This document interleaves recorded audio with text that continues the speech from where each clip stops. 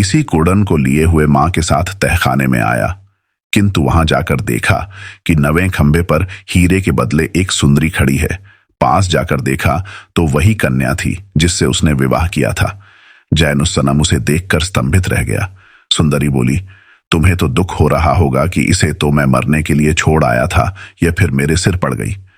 जैनुस्सनम ने कहा, भगवान ही जानता है कि तुम्हें छोड़ने का मुझे कितना दुख था, किंतु मैं वचनबद्ध था, और फिर इस बात का डर था कि वचन तोड़ने पर जिन्हों का बादशाह मुझे मार डालेगा।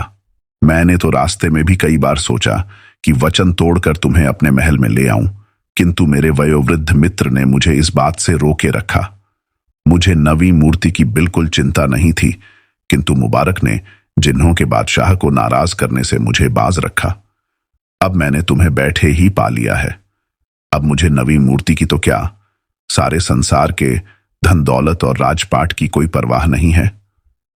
जैनुस्सनम की मां आश्चर्य के साथ यह सब बातें देख सुन रही थी कि अचानक एक घनघोर शब्द हुआ और सारा भवन हिलने लगा। जैनुस्सनम की मां यह देखकर और घबराई और चीख पड़ी। इतने में जिन्हों का बादशाह मनुष्य रूप में प्रकट हुआ और जैनुस्सनम की मां से बोला, मलिका, मैं तुम्हारे पुत्र से ही स्नेह रखता था। मैं इसे सफल बादशाह देखना चाहता था, इसलिए मैंने तरह तरह से इसके शौर्य, विनय, आत्मसंयम और प्रतिज्ञा पालन की परीक्षा ली। यह सुंदरी और सच्चरित्र कन्या भी मैंने अपने लिए नहीं, वास्तव में तुम्हारे पुत्र के लिए चुनी थी, इसलिए मैंने इसे यहां पहुंचा दिया। और यह लो, 9वें खंभे पर लगाने के लिए यह हीरक मूर्ति भी लो। यह कहकर उसने खंभे पर हीरक मूर्ति लगाई और गायब हो गया।